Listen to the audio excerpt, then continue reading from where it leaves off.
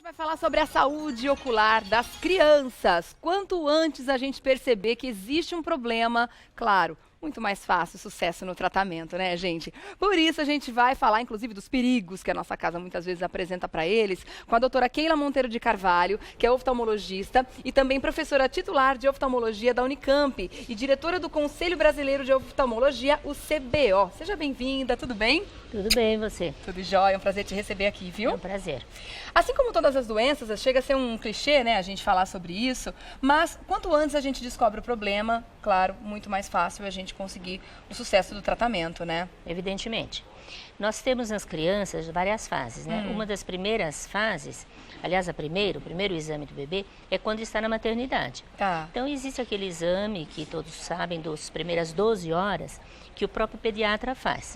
Aí, nesse exame que o pediatra vai fazer, ele já examina os olhinhos do nenê. Tá. Então, ele examina se há alguma normalidade, se os olhos estão normais os dois, como é, e tenta fazer o teste do olhinho. Você já ouviu falar do teste do olhinho? Esse teste do olhinho, que é feito no berçário, ele é, sabe quando você tira a foto e fica aquele olho errado assim, aparece aquela pupila assim? Tá. Aquilo é o certo, esse é o teste do olhinho. Tá. Que você ilumina com uma lanterninha e se dá esse reflexo, significa que a luz chegou na retina e voltou. Entendi. Então isso é normal. Esse é o funcionamento normal do olho. Isso, Tá. é aquele errado que você tira a foto que aparece aquela pupila vermelhinha. Tá. Esse é o correto do nenê. Aham. Agora imagine que isso ocorra num olho e o outro fica sem a luz passar. Então tem algum problema naquele. Sim. Então quando há um teste do olhinho negativo ou suspeito, aí o pediatra encaminha para o oftalmologista. Esse é o primeiro exame que a criança faz. Tá. Para entender um pouquinho da nossa anatomia ainda, né?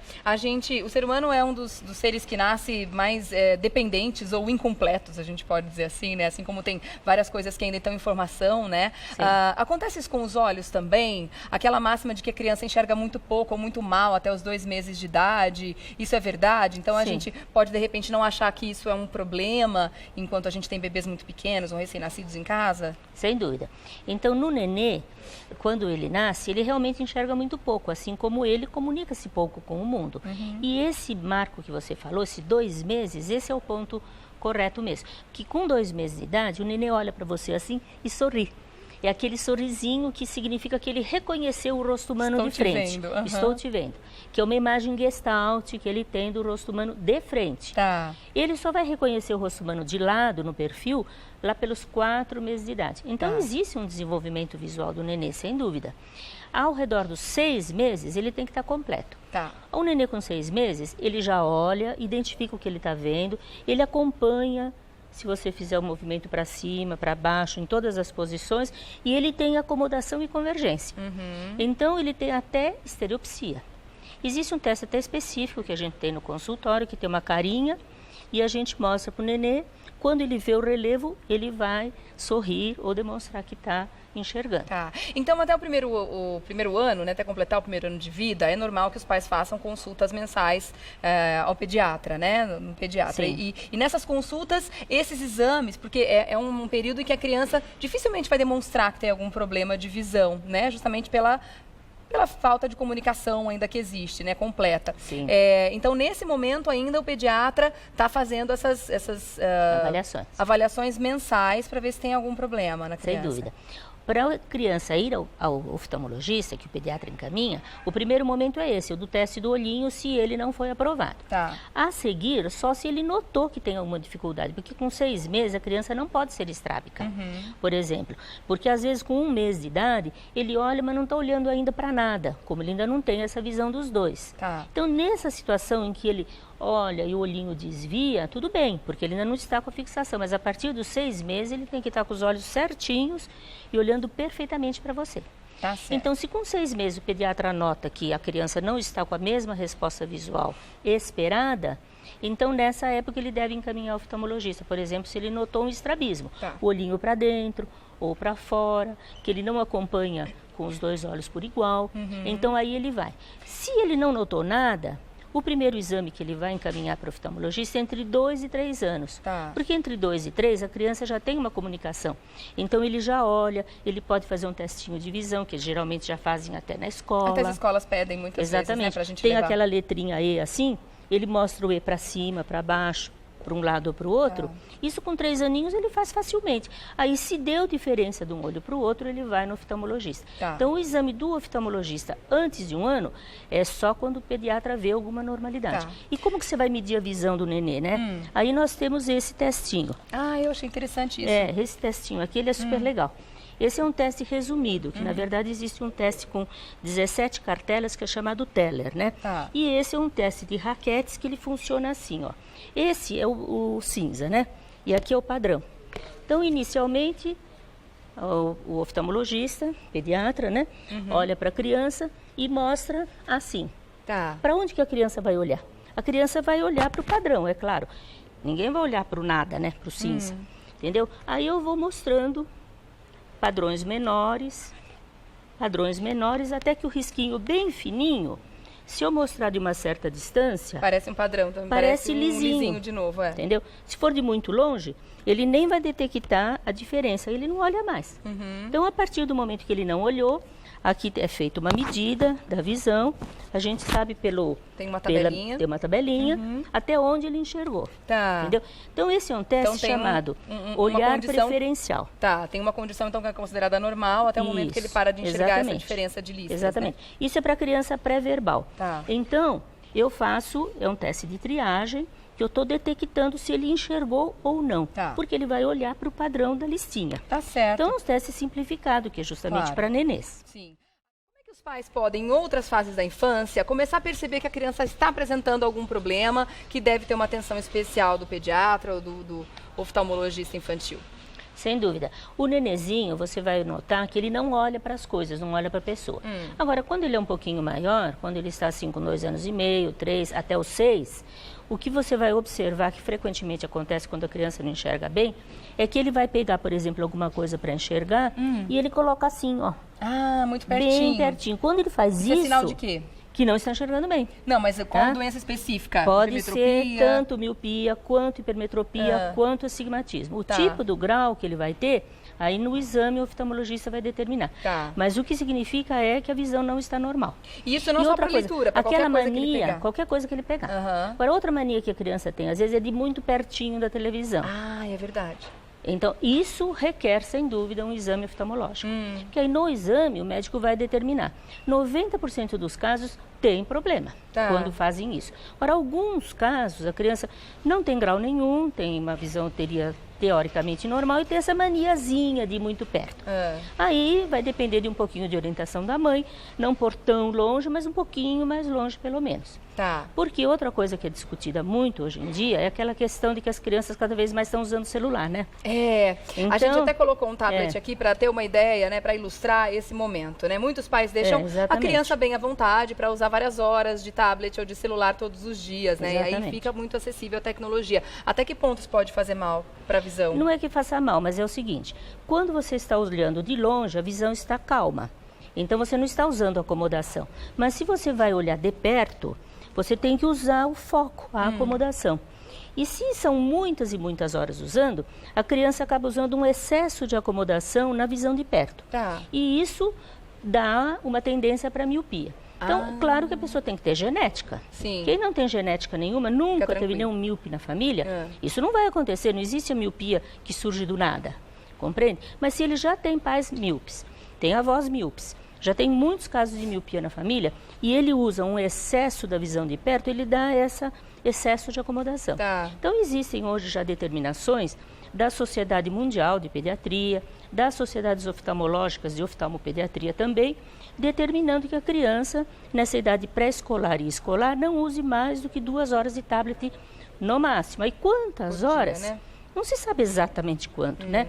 Mas é calculado que, por exemplo, na escola, o tablet cada vez é mais usado. O mesmo computador. Usa na escola, ainda vai usar em casa? É muito. É muito tempo. É muito excesso de acomodação.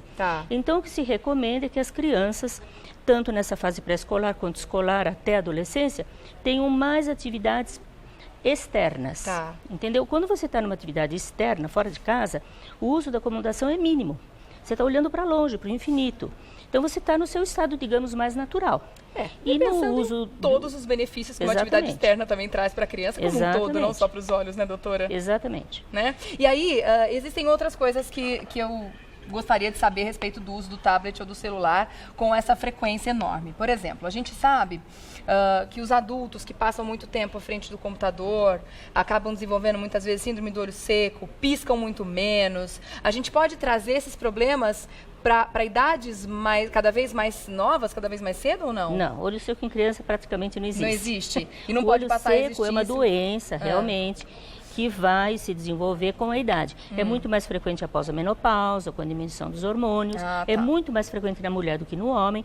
E na criança, só se houver algum outro tipo de doença associada. Então, o olho seco já não é um grande problema. Tá, a luminosidade também não atrapalha? Não é que a luminosidade que existe aqui, a mesma que existe na televisão, que existe em outros aparelhos, não é uma coisa que vá prejudicar tanto a visão. Tá. A gente geralmente indica essa questão da luz ultravioleta quando a pessoa está em ambiente externo, né? Então, você usar óculos que eliminem o ultravioleta, isso é importante, porque realmente tem um efeito cumulativo ao longo da vida. Tá bom. Voltando, agora eu quero ver nessa bancada aqui quais são os produtos que podem, né, os itens que a gente tem em casa que podem oferecer um certo risco. Vamos começar daqui para cá?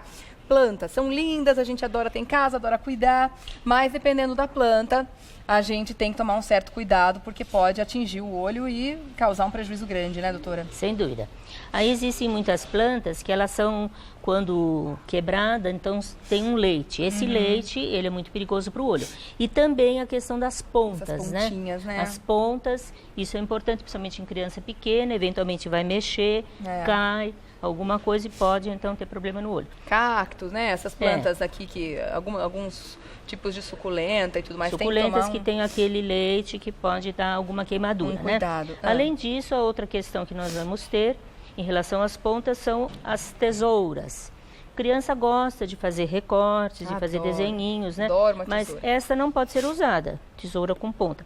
Tem que usar a tesourinha certa, própria para criança, com a ponta romba, já detalhadamente. Ponta protegida ou arredondada, ponta protegida, né? Isso é importante. Então, melhor não ter em casa esse tipo de tesoura com a ponta muito pontuda. Objetos pontiagudos de uma forma geral, né? Por exemplo, aqui a gente tem um esquadro, né? Com a pontinha aqui também, que não é legal. Muitas vezes a criança quer uma reguinha. Esse tipo de atividade que ela vai fazer, quando ela estiver acima de 7 anos, ela já tem uma certa consciência. Então, você pode conversar com a criança sobre isso, né? Mas na idade pré-escolar, não é legal. Por isso que muitas escolas, inclusive, olha, eu tô vendo lápis aqui, lápis de cor e tudo mais, e muitas escolas que já nem pedem na fase mais de jardim, etc., os lápis de cor. Porque para funcionar ele tem que estar bem apontadinho, e aí pode oferecer um risco para a criança. Tem muita escola que já aboliu o lápis de cor, fica só no giz de cera, o que eu acho maravilhoso, inclusive. O giz de cera ele é mais grossinho, não tem uma ponta tão fina, então para a idade pré-escolar é o ideal, né? Garfo de adulto, como a gente chama em casa. Vetado também, garfo e faca de adulto. Tem a linha infantil também, que é muito mais segura, né? Claro. E no caso da panela? Que meu filho, uma vez, o mais velho, ele tinha uns 3 anos e meio. E eu estava no telefone, ele na mesa. Pois ele foi abrir a manteiga com uma faca assim, normal, que ele pegou na hora, e bateu no olho.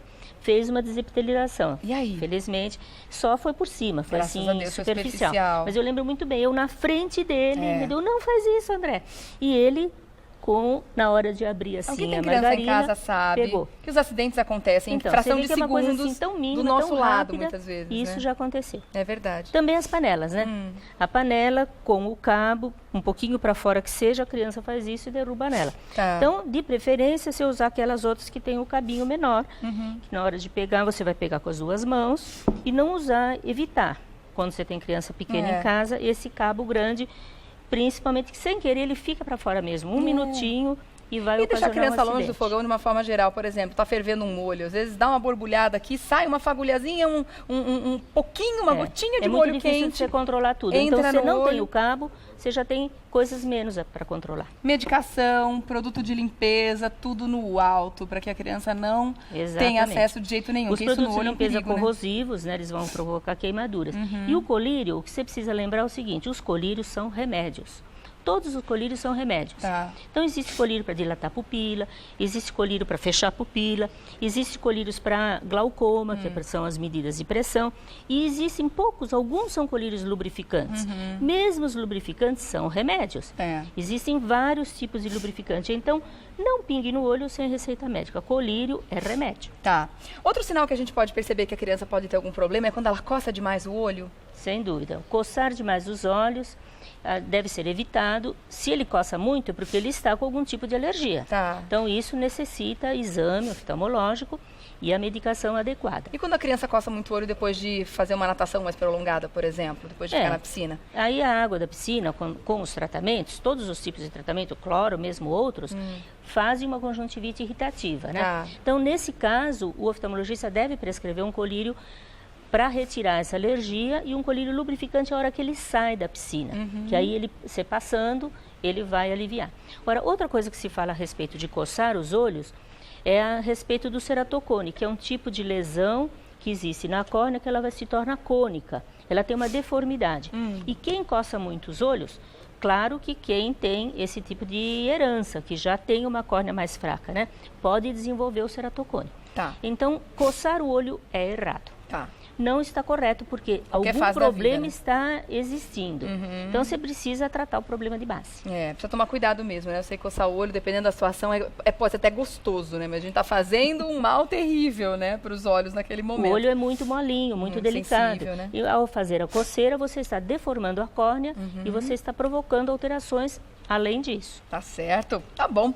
Deixa eu agradecer então a doutora Keila Monteiro de Carvalho, que é oftalmologista, professora titular de oftalmologia da Unicamp e também diretora do Conselho Brasileiro de Oftalmologia, o CBO. Vou deixar aqui o site para você fazer contato com a instituição, www.fcm.unicamp.br/fcm/auxílios-ópticos, tá bom? Muito obrigada pela presença aqui, doutora. Até uma próxima participação, tá bom?